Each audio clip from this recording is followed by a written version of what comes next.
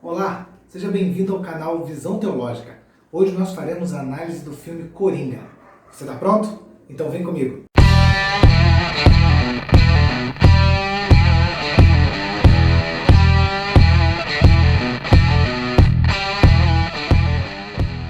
A função do cinema, além de entreter, é também fazer uma crítica social. Ela reproduz, na verdade, a sociedade vigente e a sociedade imaginária, aquilo que ela pretende ser enquanto sociedade. A cosmovisão será, então, de fato, aquela que regerá todo o pensamento do autor para a construção do filme ou de qualquer outra coisa que seja influente na cultura. No artigo de José da Assunção Barros, que tem por tema Cinema e História, as funções do cinema como agente, fonte e representação da história, ele diz o seguinte: o cinema não é apenas uma forma de expressão cultural, mas também um meio de representação. Através de um filme, representa-se algo, seja uma realidade percebida e interpretada, ou seja um mundo imaginário livremente criado pelos autores de um filme. Bom, com isso nós podemos perceber que a função do cinema é, então, interpretar o mundo à sua volta e, a partir disso, fazer uma crítica a essa sociedade ou idealizar uma sociedade perfeita, a qual a cosmovisão deles, dos autores, rege e determina como deverá ser. O ator do filme Coringa, lançado em 2019, é Joaquim Fênix. Se vocês se lembram, ele fez também o filme Gladiador. Quando nós falamos do Coringa, nós precisamos trazer à mente quem de fato é o Coringa. E o Coringa, ele é um vilão, ele é um psicopata, um manipulador. Ele tem por objetivo, primeiro, matar o Batman. Nesse filme, nós tomamos consciência de que, na verdade, o Coringa não é o Coringa retratado nas histórias em quadrinhos. É um outro Coringa. Ele é um vilão, sim. Ele também comete atos de assassinato, ele também faz coisas terríveis. A grande questão é que, quando nós olhamos as histórias em quadrinhos, nós percebemos que o Coringa é um vilão que ele se desenvolve. Mas quando nós percebemos o filme feito por Joaquim Fênix, nós vemos que o Coringa, na verdade, é o resultado de um cruzamento de uma pessoa com uma deficiência mental e uma sociedade má. Esse cruzamento, então, leva a um símbolo tirânico. Com isso, nós podemos perceber que existe uma narrativa do bonzinho contra o mal. Só que nesse filme, que foi feito em 2019, a ideia é trazer que o Coringa ele é uma construção social. E se nós pararmos para perceber, desde o início da história do Coringa, do filme de 2019, com Joaquim Fênix, nós vemos que toda a construção da história do personagem, na verdade, o leva a ser o Coringa. Ele não é simplesmente o Coringa porque ele simplesmente acorda e pensa, vou ser o Coringa, ou porque ele cai dentro de um ácido. Na verdade, a sociedade constrói o Coringa. Nós vemos nessa construção que desde a mais tenra infância, o Coringa, na verdade, ele é uma criança abusada, ele sofre espancamento, a mãe dele não o trata com amor, a mãe dele na verdade o isola, porque ela tem uma visão de que ele é uma criança feliz, embora ele sofresse muito e ela não percebesse isso de fato. Arthur Fleck sofre desde a infância com os namorados da mãe. A mãe dele conta uma história mentirosa para ele, dizendo que ele era filho dela e na verdade ele era adotado. Ela também tinha problemas seríssimos na sua mente. Além dos traumas da infância, ele também desenvolve uma doença chamada epilepsia gelástica. A epilepsia gelástica é uma doença que provoca o riso incontrolável de uma pessoa. O doutor Francisco Javier Lopes, da Espanha, ele diz que é um riso descontrolado e involuntário. Esse riso ele é um dos sintomas de uma série de condições médicas. Então o personagem que nós estamos falando, ele sofreu durante a sua infância, tem traumas profundos quanto à sua mãe e quanto àquelas pessoas que namoravam a sua mãe. Ele desenvolve uma doença que é a epilepsia gelástica, ele sofre rejeição social, ele não desenvolve relacionamentos, ele não tem amigos, ele é deixado de lado, as pessoas o ignoram, as pessoas fingem que ele não existe. Essa rejeição social ocorre tanto por ricos quanto por pobres. Quando ele procura o Sr. Wayne, ele tem uma perspectiva de que aquele era o pai dele. Então ele vai até o Sr. Wayne numa visão de que ele encontraria o pai e receberia um pouco de afeto, um pouco de amor, um pouco de cuidado. Ele diz, eu não estou aqui por causa do dinheiro, eu não quero nada seu. O que eu quero do Senhor é um pouco de afeto, um pouco de cuidado, um abraço, um amor. Não fale assim da minha mãe. Mas ele não sabia que a mãe dele era de fato doente. Não há nenhuma demonstração de empatia da parte de Wayne para com o Arthur Fleck. Ele, na verdade, defendendo a sua prole, que era o Bruce Wayne, o Batman, o futuro Batman, ele dá um soco na cara do Arthur Fleck, acreditando que ele fosse um maníaco. Sim, nós sabemos que ele era doente, sim, nós sabemos que ele era perigoso, mas ali não há uma demonstração mínima de empatia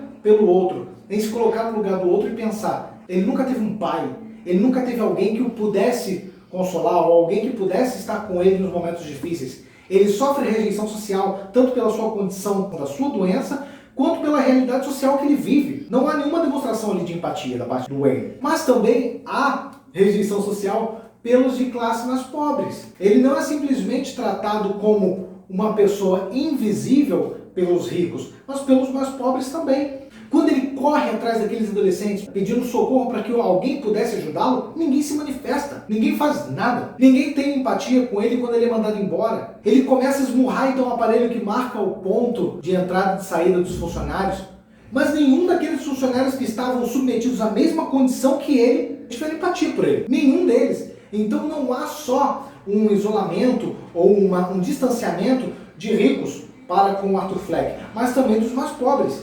Todos ali o tratam como um não ser. Então o filme chega ao seu ápice. Ele vai até o show do Murray, onde ele sabia que seria tratado como um objeto de escárnio. Ele chega ali e então de fato começa a sofrer mais tipos de abusos psicológicos. Em um determinado momento ele diz a Murray: o que você acha que acontece quando você cruza um doente da mente com uma sociedade que o abandona e nunca se importou com ele?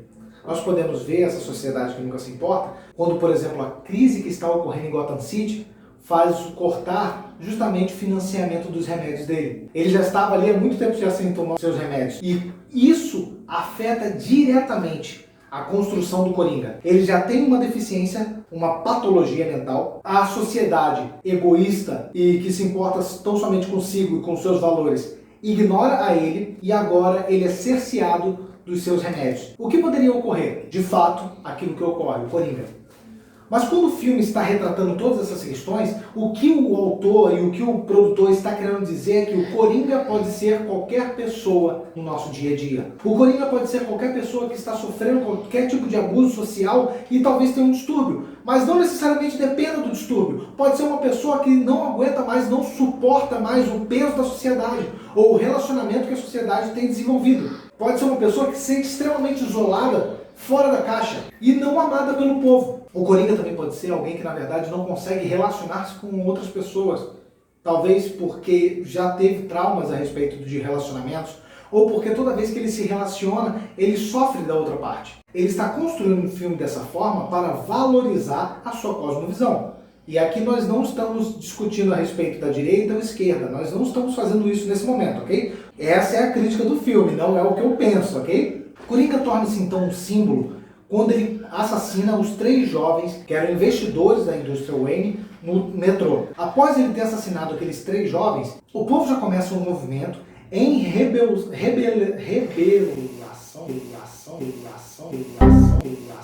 O povo já começa uma ação em rebelar-se contra aquilo que estava acontecendo.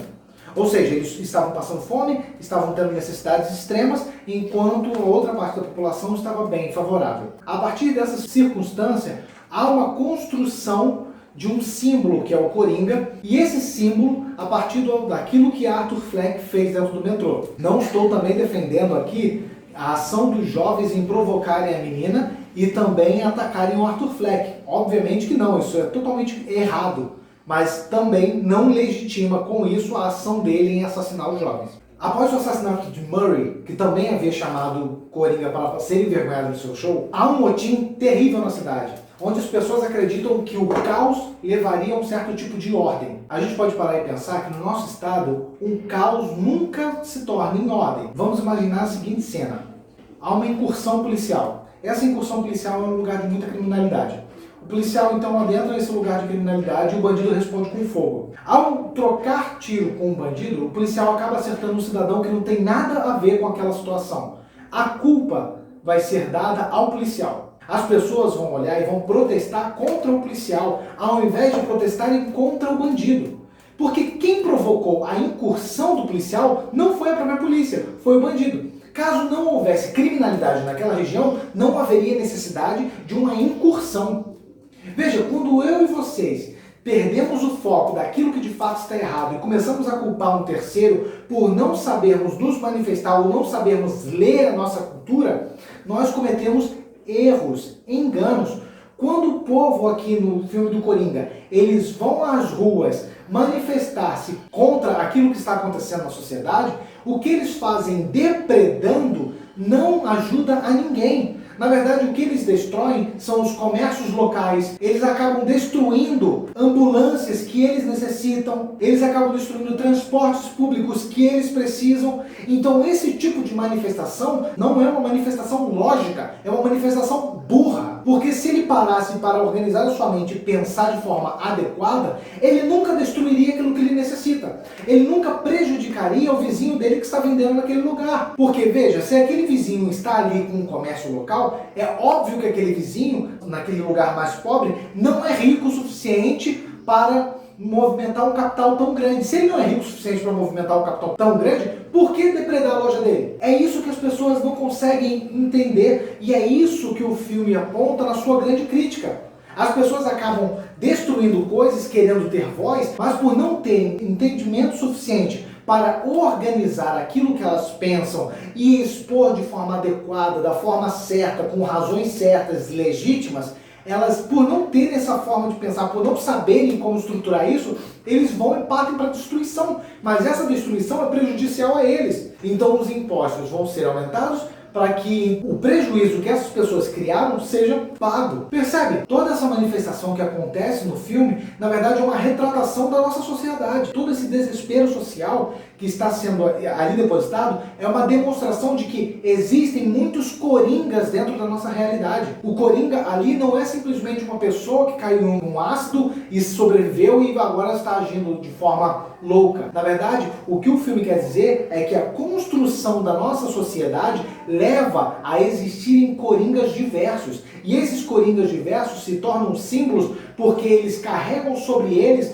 um estigma de que eles são libertadores. A sociedade olha para eles como se eles fossem os messias, com a condição necessária para salvar o povo da condição que eles estão, mas não são. Esse é o grande drama. O que nós, como cristãos, poderemos prover de respostas a essa sociedade que está, então, desesperada, desorientada? As Escrituras vão falar a respeito de alguns temas que nós abordamos aqui nesse filme. E em 1 Coríntios, capítulo 2, versículo 14, diz que o homem natural não aceita as coisas do Espírito, porque lhes são loucura, e não pode entendê-las, porque elas se discernem espiritualmente. A sociedade não é composta tão somente de pessoas regeneradas. O homem natural não consegue compreender as coisas espirituais. Então cabe, em primeiro lugar, à igreja posicionar-se quanto aos absurdos que nós temos visto dentro da realidade que nós vivemos. Então, sim, a igreja deve se posicionar contra a segregação social. Sim, a igreja deve se posicionar contra o racismo. Sim, a igreja deve se posicionar quanto aos doentes, sejam mentais ou físicos, que têm sido abandonados. Sim, a igreja precisa ser a boca dessas pessoas e a igreja deve falar isso, sobre isso, de uma forma muito clara, para que as pessoas então tenham voz. Se elas não sabem como se manifestar, nós, enquanto cristãos, precisamos ser instrumentos de Deus para falar a esse povo. Provérbios 31, versículo 8 e 9 diz o seguinte: abre a boca a favor do mudo, pelo direito de todos os que se acham desamparados. Abre a boca, julga retamente e faz justiça aos pobres e aos necessitados. Então, há sim uma responsabilidade da igreja em agir em favor dos pobres, dos necessitados, dos deficientes. Nós precisamos falar sobre essas coisas e não somente falar, precisamos promover soluções, pensar, sentar, organizar na nossa mente, estruturar e então promover soluções em favor dessas pessoas. Se eles não têm como defender-se, nós precisamos então, enquanto corpo de Cristo, preservados a imagem de Cristo, sabendo que eles também são imagem de Deus, e eu não estou com isso dizendo que todos são eleitos. Eu estou dizendo que todos nós carregamos a imagem de Cristo em nós. Então, já que eles carregam a imagem de Cristo, nós precisamos, enquanto igreja, ser instrumentos de Deus para falar e defendê-los das injustiças que eles têm passado, das injustiças que eles têm vivido. Quantas pessoas como Arthur Fleck sofrem na infância abusos? Quantas crianças hoje são espancadas pelos namorados das mães? Ou pelas namoradas dos pais? Há pouco tempo nós vemos na televisão que o menino estava sendo mantido dentro de um latão pelo pai. Isso é um absurdo. A igreja precisa se posicionar quanto a isso. Nós não podemos ficar quietos, nós não podemos ficar mudos, nós precisamos dizer que isso é errado, isso é pecado, isso não glorifica a Deus. E não somente condenar, mas nós precisamos criar soluções. Essas soluções precisam ser práticas. Mateus capítulo 24, versículo 12 diz: "E por se multiplicar a iniquidade, o amor se esfriará quase de todos." Por conta de um amor egoísta que nós temos visto na sociedade e nós temos visto nos nossos círculos de amizade, nós podemos perceber que a preocupação com o próximo, a empatia para com o próximo, ela quase não existe mais. Há claramente demonstrado nesse filme que o amor foi substituído pela frieza. A empatia, ela inexiste, porque na verdade o que nós queremos é saciar a nós mesmos. Esse é um grande drama, esse é um grande problema que nós precisamos desenvolver soluções. É através do amor de Cristo e o amor verdadeiro e genuíno de Cristo que a igreja se manifesta no cuidado. O amor é uma ação em direção ao outro para servir, para alertar. Nós precisamos então orientar o mundo. E se nós temos luz quanto a esses temas, nós precisamos então agir, levantar e ir em direção àquilo que nós devemos fazer. Nós não podemos nos calar. Precisamos agir. Bem, amigos, se você gostou do vídeo de hoje, eu convido você então a curtir, compartilhar, convidar outros amigos de vocês a assistirem, porque para nós é muito importante, já que nós estamos produzindo conteúdo aqui. Nosso objetivo é postar um vídeo por semana.